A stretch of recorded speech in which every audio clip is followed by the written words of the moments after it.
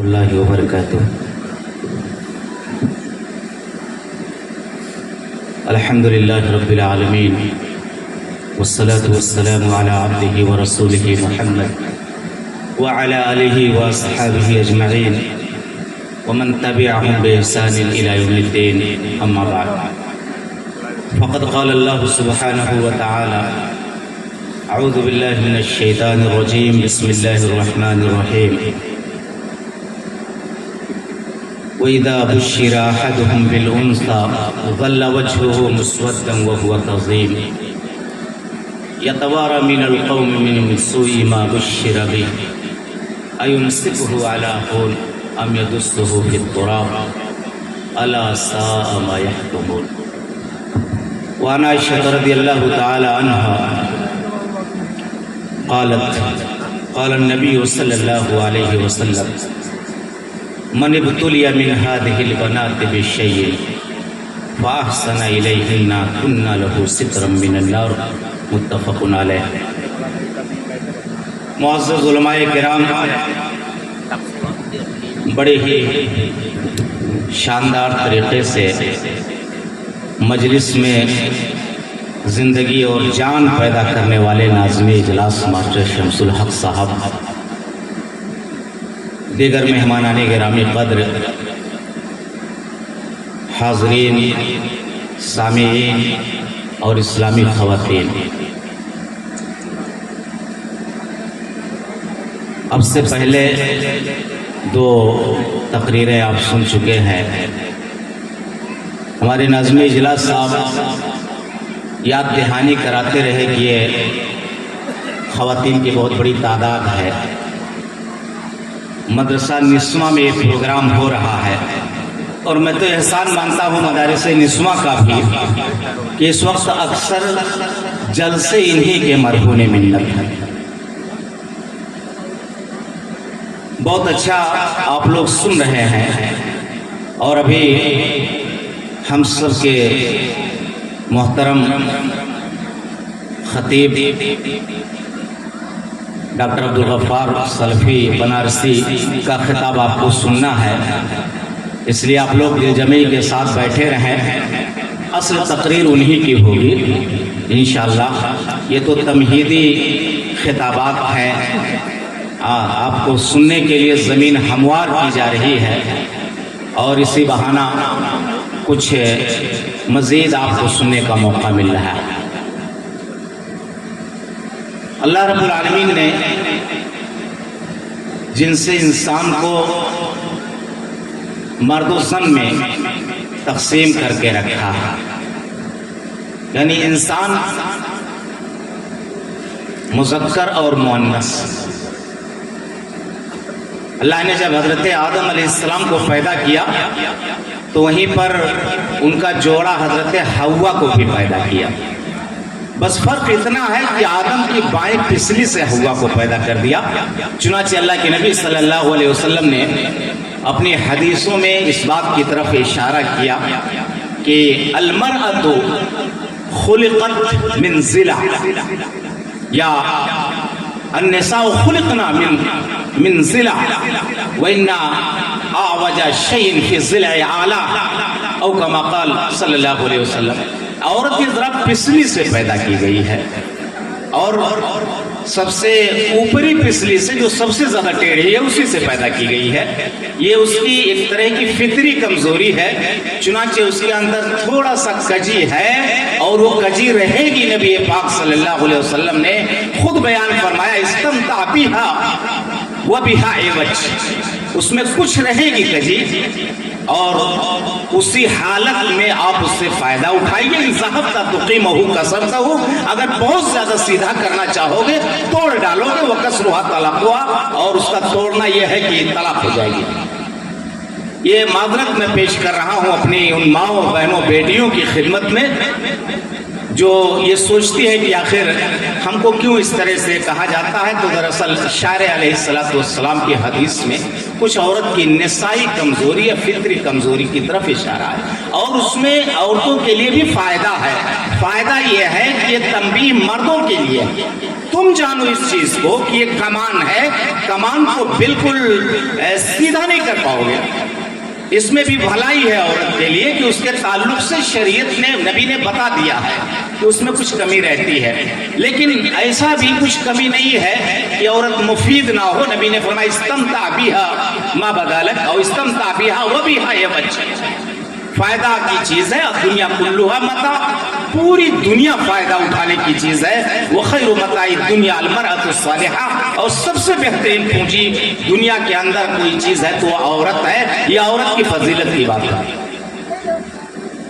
अल्लाह का शुक्र है कि ये प्रोग्राम एक निस्वा मदरसे में हो रहा है, मदरसा खदीजतुल कुबरा रदियल्लाहु ताला अन्हा। प्यारे नबी सल्लल्लाहु अलैहि वसल्लम पर सबसे पहले ईमान लाने वाली खातून अम्मा खदीजतुल कुबरा। आमतौर पर लोग हजरत आयशा के साथ अम्मा का लफ्ज इस्तेमाल करते हैं, हालांकि तमाम अज़वाजे मुतहरात ये मोमिनों की माएँ हैं। अम्मा खदीजतुल कुबरा रज़ियल्लाहु ताला अन्हा प्यारे नबी सल्लल्लाहु अलैहि वसल्लम की पहली बीवी, उन्हीं के नाम से ये बेहतरीन नाम इस मदरसे का और इस मदरसे निस्वा का रखा गया। यहाँ पर अब बच्चियाँ तालीम हासिल कर रही हैं, वो दीन जानेंगी, शरीयत जानेंगी, अल्लाह का हक पहचानेंगी, अपने हक को भी जानेंगी, माँ बाप और वालिदैन के हकूक़ को भी जानेंगी, शौहर के हक को भी पहचानेंगी, इस तरीके से इबादत भी जानेंगी और अपने रब की इबादत भी करेंगी जो मकसद ज़िंदगी है। ये इस्लाम की खुसूसियत है और इस्लाम के इम्तियाज़ात में से चीज़ शामिल है कि इस्लाम ने औरत को भी तालीम के ज़ेवर से आरास्ता किया। बस सहाबियात ने अल्लाह के नबी सल्लल्लाहु अलैहि वसल्लम के पास बाकायदा आकर के एक आर्जी पेश की थी, दरखास्त रखा था कि रिजाल को, मर्दों को तो आप बराबर वादो नसीहत किया करते हैं, आप हमें भी कुछ वक्त दीजिए और हमको भी नसीहत कीजिए। चुनांचे अल्लाह के नबी ने उनके लिए एक वक्त, एक दिन मुकर्रर किया जिसमें उनको वाज कहा करते थे। इस तरीके से इस्लामी शरीयत का जो ज़ख़ीरा हमारे पास मौजूद है, अल्लाह की किताब कुरान मजीद की शक्ल में, अहादीस सहीहा की शक्ल में, जहाँ पर रसूल पाक सल्लल्लाहु अलैहि वसल्लम के शागिर्दों में, आप के दर्स से फैज़ याफ्ता लोगों में सहाबे किराम रिज़वानुल्लाहि अलैहिम अजमईन का नाम जली हरफों में लिखा जाता है, जिन्होंने कुरान की एक एक आयत को अपने सीनों में महफूज किया। बहुतों ने तो उसको नोट भी किया और लिखा भी, कागज पे लिखा, चमड़े पे लिखा, पत्थरों पर लिखा। वहीं पर सहाबियात रिज़वानुल्लाहि अलैहिन्ना अजमईन का भी तबका पाया जाता है। ये तबक़े निसा है कि उन्होंने भी अहादीस रसूल को याद किया और उसे दूसरों तक पहुंचाया भी। अम्मा आयशा रज़ियल्लाहु ताला अन्हा से सहाबा रिवायत करते हैं, ताबईन तो छोड़िए, इसलिए कि अम्मा आयशा रज़ियल्लाहु ताला अन्हा बज़ाते खुद नबी पाक सल्लल्लाहु अलैहि वसल्लम से हदीसें लिया करती थी और उसे दूसरों तक पहुंचाया करती थी। 2210 हदीसें अम्मा आयशा रज़ियल्लाहु ताला अन्हा से मरवी हैं, जो कई एक सहाबा की मरवियात से भी ज्यादा। मुक्सिरीन रुवात में पहला नाम औरतों की सफ में हजरत आयशा रज़ियल्लाहु ताला अन्हा का।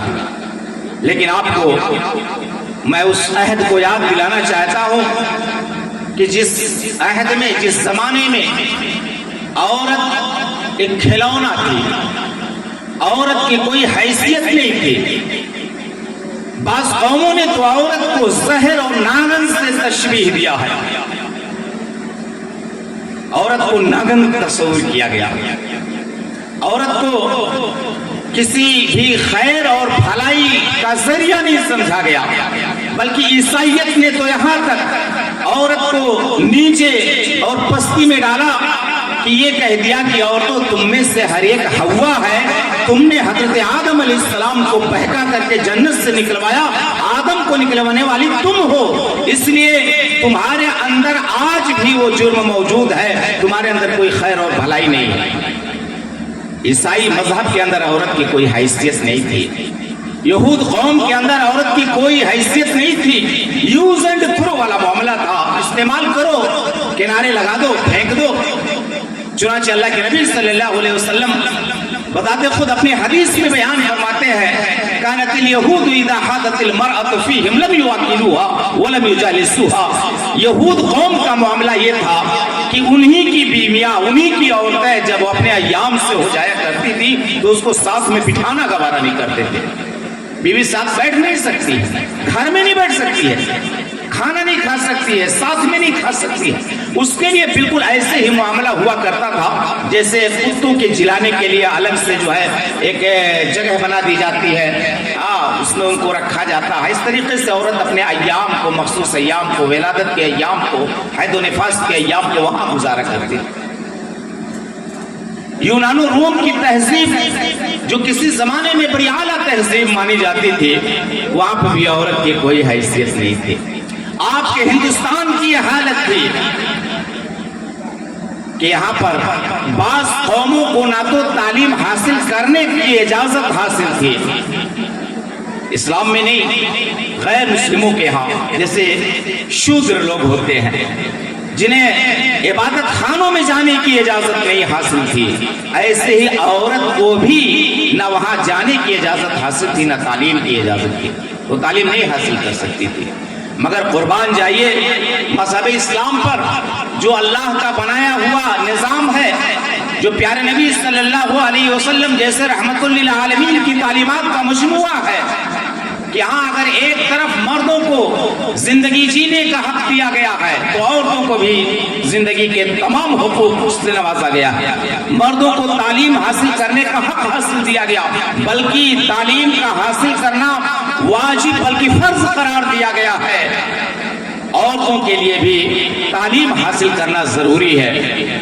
اسی طریقے سے جس طرح سے کھانا پینا رجال کے لیے ہے، مردوں کے لیے ہے، ایسے عورتوں کے لیے بھی ہے۔ لباس مردوں کے لیے ہے، عورتوں کے لیے ہے۔ عزت مردوں کے پاس ہے، عورتوں کے پاس ہے۔ عبادت کا حق مردوں کو حاصل ہے، عورتوں کو حاصل ہے۔ صدقہ کرنا مردوں کا کام ہے، عورتوں کا بھی کام ہے۔ روزہ رکھنا مردوں کا کام ہے، عورتوں کا کام ہے۔ اس طریقے سے تمام نیکیاں جس طرح مرد کر سکتا ہے عورت بھی کر سکتی ہے، دونوں کے درمیان کوئی فرق نہیں ہے۔ مگر ان قوموں کو کیا ہو گیا تھا کہ جنہوں نے عورت جسے صنف نازک کا نام دیا گیا، جنس نازک کا نام دیا گیا، اس کے ساتھ بڑی زیادتیاں کی۔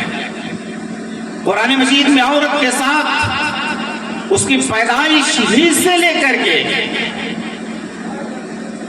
اس کو زندہ دفن کرنے کی ترکیب سوچی جاتی تھی، یہاں تک اللہ رب العالمین نے بیان فرمایا۔ وہ عربوں کی حالت تھی، بعض قبیلوں کی حالت تھی، پورا عرب اس میں ملوث نہیں تھا۔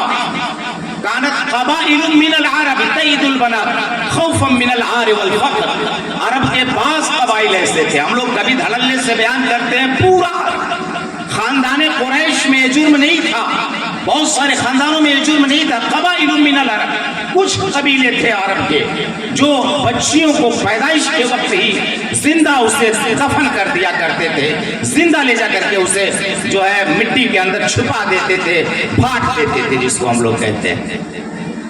وجہ کیا تھی؟ اللہ تعالیٰ نے بیان فرمایا وَإِذَا بُشِّرَ أَحَدُهُم بِالْأُنثىٰ، جب انہیں بچی کی پیدائش کی خبر دی جاتی تھی، ظل وجهه مسودا وهو كظيم، تو باپ کا یہ حال ہوتا تھا کہ اس کا چہرہ کالا پڑ جاتا تھا، مارے غصہ کے۔ يَتَوَارَى مِنَ الْقَوْمِ مِنْ سُوءِ مَا بُشِّرَ بِهِ،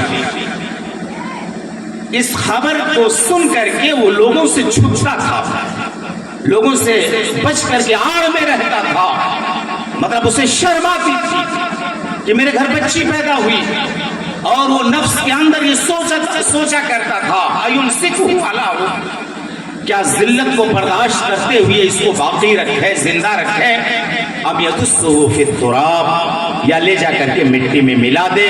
الا ساء ما یحکمون. اللہ تعالیٰ نے بیان فرمایا کہ کتنا بڑا کتنا برا فیصلہ کرتے تھے لوگ.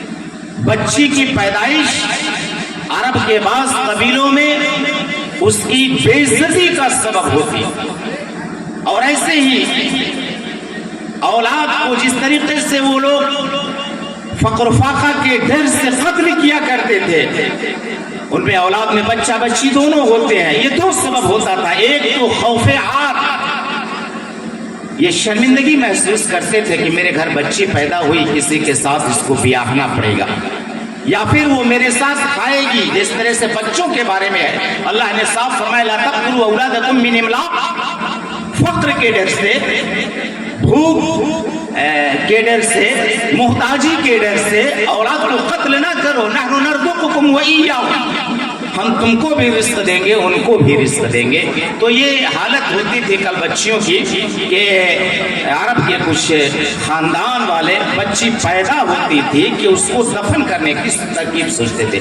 بہت سے لوگ لے جا کر کے دفن بھی کر دیا کرتے تھے. بعض صحابہ نے نبی پاک صلی اللہ علیہ وسلم نے اپنی بچیوں کے دفن کرنے کا وہ منظر بھی پیش کیا. اللہ کے نبی صلی اللہ علیہ وسلم سن کر کے رو پڑے, آپ دیدہ ہو گئے. بعد میں انہوں نے توبہ کیا, بعض نے تو کئی بچیوں کو دفن کیا. یہ حالت تھی. بیٹی کی پیدائش یہ نحوست سمجھی جاتی تھی. بیٹی کی پیدائش کو شرم, ذلت اور عار کا سبب سمجھا جاتا تھا. لیکن قرآن مجید نے اعلان کر دیا کہ بچیاں اب زندہ درگور نہیں کی جائیں گی. وَإِذَا الْمَوْءُودَةُ سُئِلَتْ بِأَيِّ ذَنبٍ قُتِلَتْ. خبردار ان بچیوں کو کس جرم کے پاداش میں قتل کیا گیا, کیوں ان کو زمین کے اندر دفن کیا گیا, کیوں انہیں جینے کا حق ان سے جینے کا حق چھینا گیا. یہ کل سوال کیا جائے گا, اور اس سے سوال کیا جائے گا جس کی وجہ سے ان بچیوں کو زندہ دفن کیا گیا. موعودہ لہا مانا ہے, وَإِذَا الْمَوْءُودَةُ سُئِلَتْ, موعودہ سے سوال کیا جائے گا, مطلب تم کو کیوں قتل کیا گیا. موعودہ لہا مانا ہے جس کی وجہ سے اس کو دفن کیا گیا ہے, چاہے وہ ماں کی وجہ سے دفن کی گئی ہو بچی, باپ کی وجہ سے دفن کی گئی ہو, اس کا سبب کون بنا ہے. ورنہ اللہ نے تو سب کو جینے کے لیے پیدا کیا ہے, کیوں ان کو دفن کر دیا گیا. اب کسی بچی کو دفن نہیں کیا جائے گا. بیٹیوں کی پیدائش کو ہماری شریعت نے برکت کا سبب بتایا ہے. ان کے پالنے پوسنے کو, ان کے ساتھ اچھا سلوک کرنے کو, ان کے تعلق سے آدمی جو آزمائشوں میں مبتلا ہوتا ہے, کچھ پریشانیاں برداشت کرتا ہے, کچھ تکلیفیں برداشت کرتا ہے, ان تکلیفوں کا برداشت کر لینا, ان کی وجہ سے جو آزمائشیں آ رہی ہیں ہمارے اوپر, چاہے ان کی حفاظت کا معاملہ ہو, چاہے ان کو اچھی تعلیم و تربیت دینے کا معاملہ ہو, چاہے انہیں کھلانے پلانے کا معاملہ ہو, چاہے ان کی شادی اور بیاہ کے تعلق سے تکلیفیں جھیلنا ہو, گردے کی جس پہلو سے بھی بچیوں کے تعلق سے کوئی تکلیف آئی ہے, کوئی پریشانی آئی ہے, کچھ والدین نے برداشت کیا ہے اور ان کے ساتھ یہ احسان کرنا بند نہیں کیا ہے, بچیوں کو برا نہیں سمجھا ہے, بچیوں کو منحوس نہیں سمجھا ہے, بلکہ ان کو مکمل طور پر اپنی نگرانی میں رکھا ہے, ان کے ساتھ اچھا سلوک کیا ہے, تو کل قیامت کے دن یہی بیٹیاں جہنم سے پردے کا سبب بنے گی. نبی پاک صلی اللہ علیہ وسلم کی حدیث, صحیح بخاری اور مسلم کی حدیث, ام عائشہ بیان فرماتی ہے کہ ایک خاتون میرے پاس آئی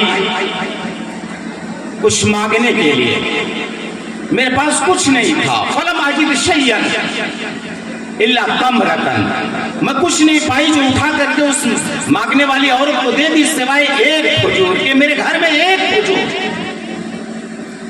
غور کرنے کی بات ہے میرے بھائیوں, پیارے نبی کے گھر میں اماں عائشہ ڈھونڈ رہی ہے تو ایک کھجور مل رہا ہے. آج ہماری اور آپ کی کیا حالت ہے, ہماری محتاجی کا کیا عالم ہے کہ گھر میں بہت ساری چیزیں موجود ہیں لیکن ہم لوگ قناعت نہیں کر رہے ہیں, ہمیں کمی نظر آتی ہے. اور عورتوں کا شک شکوا تو یہاں تک معاملہ پہنچ چکا ہے, لم اجد منک خیرا قط, کہ اس گھر میں کبھی میں نے کوئی چیز بھلائی اور خیر کی پایا ہی نہیں ہے. بعض عورتیں تو یہاں تک کہتی ہیں، راستہ چلتے ہوئے عورتوں کی زبان سے سنا جاتا ہے کہ آج تک اس گھر میں آٹا نہیں ہے کبھی، شوہروں سے جھگڑے میں، ساس سے جھگڑے میں، مطلب کیا مل جائے، قارون کا خزانہ مل جائے تب بھی نہیں آسودگی ہوگی۔ اس نفس کی چاہت اتنی وسیع ہے، اتنا کشادہ ہے کہ اللہ کے نبی صلی اللہ علیہ وسلم بیان فرماتے ہیں کہ لو کان لابن آدم وادی من ذهب، بنو آدم کے پاس اگر ایک پورا میدان، ایک دیوان جس کو ہم لوگ کہتے ہیں سونے کا ہو جائے، لا حب ان یکون له وادیان، تو اس کی چاہت ہوگی کہ ایک اور ہو جائے۔ اڈانی بھی نہیں قناعت کر رہا ہے، آپ دیکھ رہے ہیں نا، آئے دن ایک سے ایک ریلوے ایئرپورٹ خریدے جا رہا ہے، وہ بھی نہیں رک رہا ہے کہ ہم کیا کریں گے، چاہتے نہیں پوری ہو رہی ہے۔ تو ان گھروں کے اندر جو کچھ ہے اس پر کیسے چاہت پوری ہو جائے گی؟ اما عائشہ فرماتی ہے کہ میں صرف ایک کھجور پائی، میں نے دیکھا اس کے ساتھ اس کی دو بیٹیاں بھی ساتھ میں تھیں، عورت مانگنے آئی، اس کے ساتھ دو بیٹیاں بھی تھیں، اس نے اس کھجور کو دو ٹکڑوں میں کر دیا، ایک اس کو دے دیا بچی کو، دوسرا ٹکڑا دوسری بچی کو دیا۔ وَلَمْ تَأْكُلْ شَيْئًا، خود کچھ نہیں کھایا، اس نے اپنے منہ میں ڈالا ہی نہیں، بیٹیوں کو دے دیا۔ یہ رحمت ہے، یہ پیار ہے ماں کا، یہ ممتا ہے ماں کی، ماں نہیں کھائے گی اپنے بچے کو، اپنی بچی کو کھلا دے گی۔ ہم عائشہ فرماتی ہیں کہ جب اللہ کے رسول گھر میں آئے تو میں نے آپ سے اس واقعے کا ذکر کیا کہ آج ایک عورت آئی تھی، اس کے ساتھ دو بچیاں بھی تھیں، اس نے کچھ سوال کیا، میں نے دیکھا تو صرف ایک کھجور میں پائی ہوئی لے جا کر اس کو دے دیا، اس نے دو ٹکڑے کیا، ایک بچی کو دیا، دوسرا ٹکڑا دوسری بچی کو، آدھا آدھا دونوں کو دے دیا، اپنا کچھ نہیں کھائی۔ اللہ کے نبی صلی اللہ علیہ وسلم نے بیان فرمایا، بڑی پیاری حدیث ہے میرے بھائیو، من ابتلی من هذه البنات بشیء، جو بھی آزمائش میں مبتلا ہوا ان بچیوں کی وجہ سے، ان بیٹیوں کی وجہ سے، فاحسن الیہن، اس نے بوجھ نہیں سمجھا بچیوں کو، اس نے مار ڈالنے کا، قتل کر دینے کا، جان لینے کا ان بچیوں کے بارے میں، جان لینے کے بارے میں نہیں سوچا، جیسے عرب والے سوچتے تھے، لے جا کر کے اس کو جو ہے قبر میں گڈھے میں لے جا کر کے چھپایا۔ فاحسن الیہن، ان کے ساتھ اچھا سلوک کیا، بیٹیوں کے ساتھ اچھا سلوک کیا۔ کنا لہ سترا من النار، تو یہ بیٹیاں اس آدمی کے لیے، اس باپ کے لیے، اس ماں کے لیے جس نے یہ پریشانیاں برداشت کی ہے بیٹیوں کے تعلق سے، یہ صدمے برداشت کیے ہیں، آزمائشوں کو جھیلا ہے، تکلیفوں کو جھیلا ہے، اس کے لیے یہ بیٹیاں جہنم سے پردے کا کام کریں گی۔ ایک حدیث میں اللہ کے نبی نے فرمایا کہ میں اور وہ شخص ایسے ہوگا، آپ نے انگلیوں کا اشارہ کر کے فرمایا، بیٹیاں، ان کی پرورش، ان کی پرداخت، ان کی تعلیم و تربیت، یہ سب آخرت کی سعادت کا ذریعہ قرار پا رہی ہے۔ میرے بھائیو، اسلام نے بچی کو، اور وہی بچی بڑی ہو کر کے عورت بنے گی، اس کی پیدائش ہی کو بہتر اور بہت ہی زیادہ بہتر آخرت کے لیے مفید قرار دیا ہے۔ کون ہے جو بیٹی سے پیار نہ کرتا ہو؟ کون ہے جو بیٹیوں کے تعلق سے حساس نہ ہو؟ لیکن تکلیفوں میں اس وقت زیادتی ہو جاتی ہے، تکلیف اس وقت سوا ہو جاتی ہے کہ جب ایک بیٹی خدیجۃ الکبریٰ جیسے مدرسے سے عالمہ ہو کر کے نکلتی ہے، فاضلہ ہو کر کے نکلتی ہے، جس نے سلائی بھی سیکھ لیا ہے، کشیدہ کاری بھی سیکھ لیا ہے، جس نے ادب آداب سیکھ لیا ہے، جس نے امور خانہ داری کا سبق پڑھ لیا ہے، جس نے معاشرت کا باب پڑھا ہے، جس نے ایمانیات کا باب پڑھا ہے، جس نے عبادت کا باب پڑھا ہے، لیکن ہم اور آپ جیسے لوگ، یہ سماج کے لالچی اور حریص لوگ، ایک طرف تو بچیوں کی 72 خوبیاں چاہتے ہیں، قد بڑا ہو، بال لمبے ہو، شکل خوبصورت ہو، پڑھی لکھی ہو، اعلیٰ خاندان سے ہو، حیثیت دار ہو، تعلیم یافتہ ہو، 73-74 قسم کی شرائط رکھنے کے بعد ایک موٹی رقم کا ڈیمانڈ بھی کرتے ہیں۔ اس وقت باپ اس وقت کو یاد کرتا ہے کہ کاش میرے گھر بیٹی نہ پیدا ہوئی ہوتی، کاش میرے گھر بچی نہ پیدا ہوئی ہوتی تو آج یہ حالت نہیں ہوتی۔ بیٹی کو اب جہیز میں کیا دے غریب باپ، رشتہ تلاش کرنے میں گھر بار بک گئے، اور کتنے تو اب ایسے بھی لاکھوں قسم کے لوگ ہو چکے ہیں. میں معافی نہیں مانگوں گا اس بات کو کہنے میں. عام طور پر معافی مانگی جاتی ہے کہ مجھے معاف کیجئے گا، نہ معاف کیجئے گا. میں یہ کہہ رہا ہوں ایک جگہ سے چھکائی لیتے ہیں، دوسری جگہ سے چھکائی لیتے ہیں، رشتہ کینسل کر دیتے ہیں. گھر بھرا جا رہا ہے مال سے. اپنے علم میں اس طرح کے واقعات وہ عیب لگا دیا کہ نہیں وہ تو بچی کو تو تھوڑا سا قد چھوٹا ہے. بابا قد چھوٹا ہے یا بڑا ہے، مال جو لیا لے جا واپس کر دینا. جو لے کر آئے ہو 25 جوڑا کپڑا اور پتہ نہیں 1 کنٹل 2 کنٹل مٹھائی واپس کر دینا، اس میں کیا ہے، نہ کر رشتہ. وہ بھی رکھ لیتے ہیں. گھر بھرا جا رہا ہے مال سے، کینسل بھی ہوتا جا رہا. اللہ رحم فرمائے. بیکار ہیں وہ امور جس میں ہم اور آپ لوگ حساس نہ ہو پائیں. کس کے گھر کی بیٹی؟ ہمارے گھر کی بیٹی ہے، آپ کے گھر کی بیٹی ہے. آپ کی بیٹی ہے ہمارے گھر، ہماری بیٹی آپ کے گھر. کوئی آسمان سے کوئی چڑیل نازل ہو گئی ہے کہ کسی کے گھر میں آئی ہے کسی کے گھر میں نہیں آئی. نبی پاک صلی اللہ علیہ وسلم نے بیان فرمایا کہ جو ان بیٹیوں کے ساتھ اچھا سلوک کرے گا. ایک روایت میں اللہ کے نبی نے فرمایا کہ جس نے جو ان بیٹیوں کے تعلق سے آزمایا گیا فَأَدَّبَهُنَّ فَأَحْسَنَ تَأْدِيبَهُنَّ، تو ان بیٹیوں کو ادب دیا، علم دیا، ادب دیا، سلیقہ سکھایا اور اسی کے ساتھ بہترین ادب دیا. وَزَوَّجَهُنَّ، اور پھر ان بچیوں کی شادی بھی کر دی. بچیوں کی شادی کا معاملہ آج سب سے زیادہ حساس ہے. جہاں ماں باپ کو بہت کچھ سوچنے پہ مجبور ہونا پڑتا ہے. لیکن یاد رکھیے میرے بھائیوں، وجود زن سے ہے تصویر کائنات میں رنگ، اسی کے ساتھ سے ہے زندگی کا سوز دروں. عورتوں کو اب دیگر اور قوموں کی طرح سے برا مت تصور کرو. عورتوں کو وعد النساء صدقاتہن نحلا، جہاں ایک مرد کو اپنی بیوی کو مہر دینے کا حکم دیا گیا ہے، وہیں پر ایک باپ کو اپنی بیٹی کی اچھی تعلیم اور تربیت کا بھی حکم دیا گیا ہے. کون شخص ہے آج کے دور میں نسواں مدارس کیوں اتنا زیادہ کھل رہے ہیں؟ آپ کو معلوم ہے. ممکن ہے آپ زیادہ، ایک وجہ یہی ہے کہ آج بغیر پڑھی لکھی بچی کی شادی نہیں ہوگی، اس لیے ہر کوئی بھیج رہا ہے پڑھنے کے لیے. اب چاہے پڑھائی ہو یا نہ ہو والا مسئلہ، جائے بچی اس کے پاس سرٹیفکیٹ ہونی چاہیے، کچھ ایمان عقیدہ جان جائے، یہ ہو کہ ہاں پڑھی لکھی بچی ہے. ورنہ ایک طرف نہیں دین کا علم حاصل کرنے والی بیٹیاں ہیں، بہنیں ہیں، ان کے بھائی کہاں گئے؟ ان کو نہیں علم دین کی ضرورت ہے، ان کو نہیں علم دین کی ضرورت ہے. بچیاں کتنا قندیل چلائیں گی، گھر کے اندر ہی تو چلا پائیں گی. ایسے مجلسوں میں آ کر کے مردوں کے مجلسوں میں مرد کو کھڑا ہونا پڑے گا. دعوت کا کام مردوں کو کرنا ہے، خطبات جمعہ مردوں کو دینا ہے، عیدین کا خطبہ مرد دیں گے. لیکن مردوں کے مدارس کم نظر آ رہے ہیں، جو ہیں کسی طرح جی رہے ہیں. آئے دن نسواں مدارس ضرورت بن چکی ہے قوم کی. ہر گاؤں میں 1 2 3 مدرسے ہونا چاہیے، اس لیے کہ اب غیر پڑھی لکھی بچی سے کوئی شادی نہیں کرے گا. یہ مسئلہ. بچیوں کو میرے بھائیوں اسلام نے اونچا مقام دیا، نفس عورت ہی کو اونچا مقام دیا. بیٹی ہے تو بیٹی کی حیثیت سے اس کا حق ہے. باپ کی ذمہ داری ہے کہ تعلیم تربیت کرے، شادی بیاہ کر دے اسے. اور ایسے ہی باپ کے مال میں بیٹیوں کا حق رکھا گیا ہے. بھائی لوگ اکیلے نہ سارا مال لے کر کے بیٹھ جائیں، بہنوں کو بھی باپ کے میراث سے ان کو حق دیں، اپنی کمائی میں سے مت دینا. بھائی کے مال میں بہن کا حق نہیں ہے، باپ اور ماں کے مال میں بیٹوں اور بیٹیوں کا حق ہے. ان کو ان کا حق بھی دینا پڑے گا.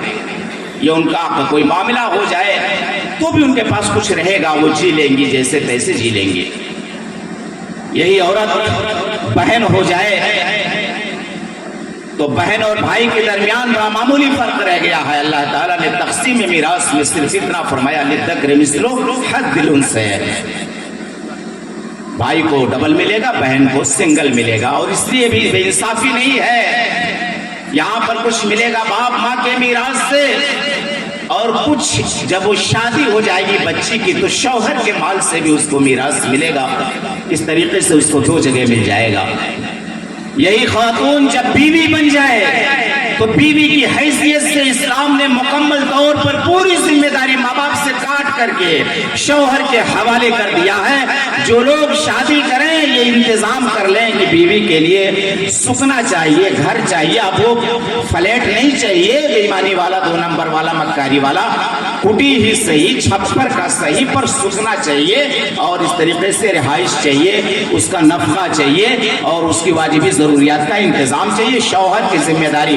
خبردار شادی ہو جانے کے بعد کوئی بھی سسر اپنی بہو کو میکے مت بھیجے اس نیت سے کہ میرا خرچ بچ جائے.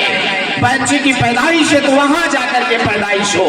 آپریشن کرانا ہے تو بچی کے ماں باپ آپریشن کرائے. ان کا اب کوئی ذمہ داری ان کی نہیں رہ گئی ہے, شوہر کی ذمہ داری ہے. اس لیے یہ بھی مکاری بند کرے ہماری سماج, ہمارے قوم کے لوگوں. یہ بھی ایک مکاری ہے اور یہ مکاری بند ہونا چاہیے. کوئی حق نہیں ہے کہ بچی کی شادی بیاہ کے بعد اس کے ماں باپ پھر اس کا خرچ برداشت کریں. بچہ کس کا ہے؟ شوہر کا ہے. شوہر اس کا انتظام کرے. ٹھیک ہے, تعاون اپنی جگہ پر ہے, ایک دوسرے کی مدد کرنا اپنی جگہ پر ہے, اس سے ہم انکار نہیں کریں گے.